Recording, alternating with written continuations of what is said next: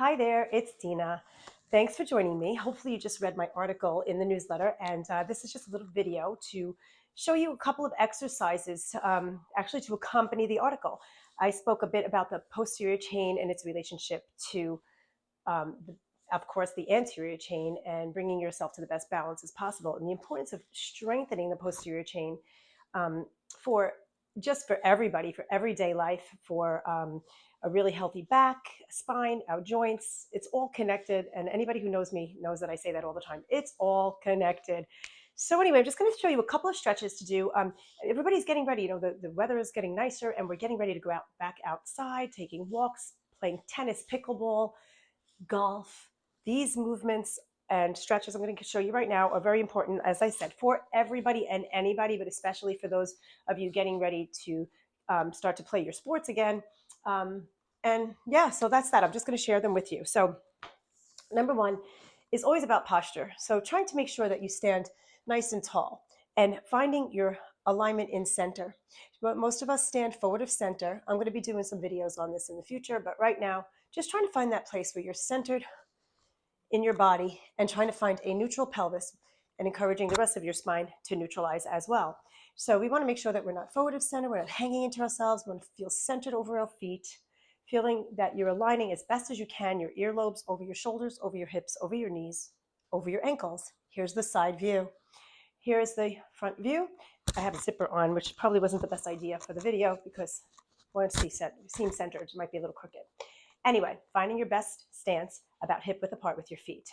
Taking one arm up behind your head, so this palm goes onto the skull, and the other hand behind you, right above your butt cheeks there at the lowest part of your back, the flat part of your rear pelvis. Palm facing out if your shoulder is able to do that.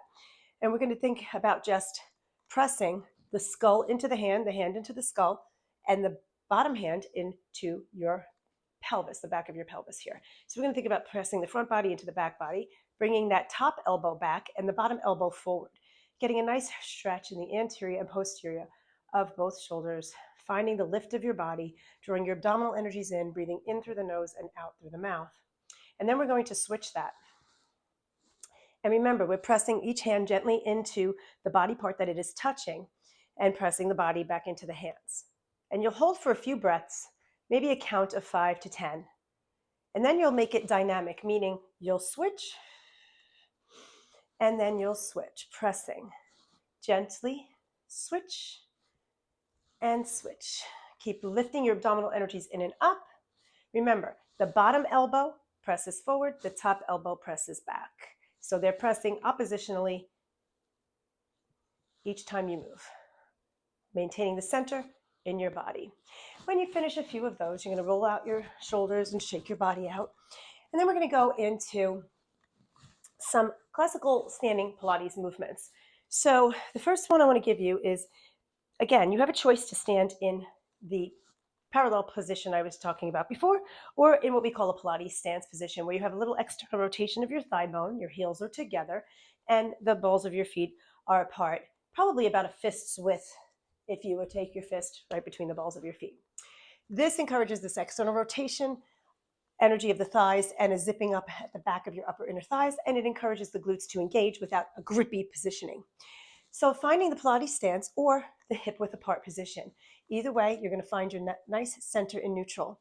We're going to start with the arms down alongside the body and just outside the frame a tiniest bit. Again, finding that center, pulling the pelvis into neutral, lengthening up from the base of your spine all the way out through the crown of your head. We're going to breathe deeply and try not to shrug the shoulders, and you're going to just start little circles with your arms. Picture that you have like little rings or little mini hula hoops around your wrists and your forearms, and you're just circling those rings. And you're going to draw your abdominals in as those arms go higher. You're only going to go as high as you can without your shoulders noosing your neck and your body dropping out of position. Okay? So whatever that is for you, it might be right at chest height. And you're going to make small, tight, controlled circles. And then you're going to reverse the direction as you go back down, stopping where you started. Nice deep breaths here. Then reverse the direction. Keep them small, keep them tight, making sure you don't shrug into your shoulders. Again, side view, making sure you're not changing your posture. Really feel the center and do, I don't know, maybe 3 to 5 sets of those, whatever feels okay for you. Listen to your body. The key here and the objective is to make sure you're controlling the movement of your arms, and you're only going, again, as high as you can without bottoming out, dropping underneath yourself, or changing your alignment and posture, and without shrugging and dropping into your neck. Okay, so that's the second thing. Then we have, and again, any of these can be done with like light weights, nothing heavier than 2 pounds, because there's no need to even have the weights, but you can do it to encourage your, just to, I don't know, you might want it. Okay, so the next one here we're going to do is, this one is called boxing. It's a classical Pilates move. So in general, you would be in the Pilates stance, but you can be hip width apart too. We're going to have a slight bend in the knees. Actually, I'm going to go hip width apart with this. We're going to bend slightly in the knees and slightly in the hips. We're going to make sure that that pelvis, that spine is not hyperextended. We're going to pull into a nice, quote unquote, flat back, neutral, or maybe even a little bit of a rounded back.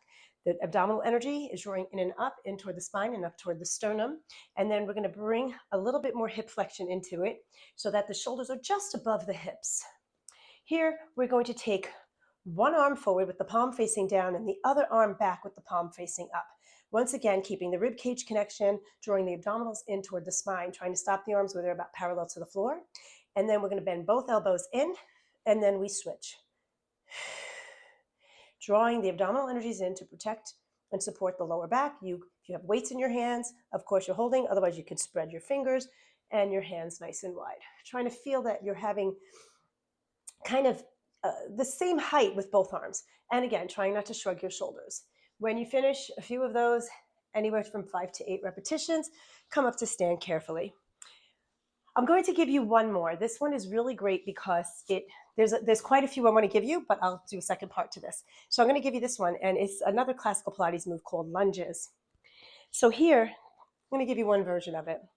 So if you can see the feet here, you're going to have, I have my left leg, your back leg is going to be externally rotated, and the front foot is going to come heel right into that arch lined up that way. I'm going to show you the side view.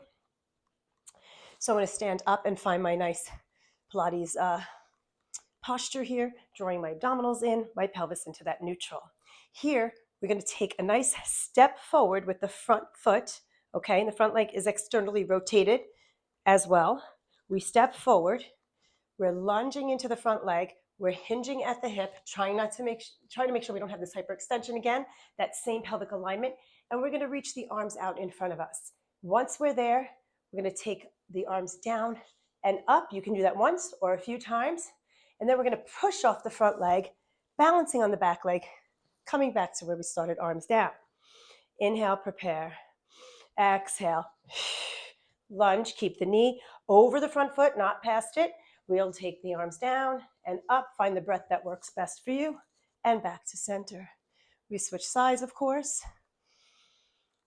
Find your posture, find your center to start. Lunge.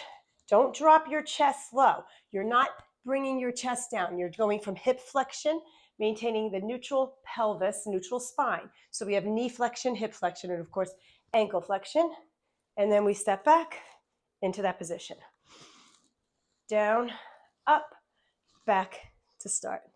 Okay, so the lunges are really a great move, especially for golfers and anybody going on the pickleball court or the tennis court. But the posture and the positioning is so important, and to make sure you're doing it right. Every movement is slow, and every movement is done with intention and real control and connection to the breath, I guess. Anyway, these are great warm-ups, and these are great little tools to help you bring your body, or start your journey to bringing your body into the best balance it can be. So any questions, let me know. And please send me some videos of yourself doing these exercises, and for any feedback. All right, thank you all so much. I'll see you soon. Ciao for now. Stay long and strong, beautiful people.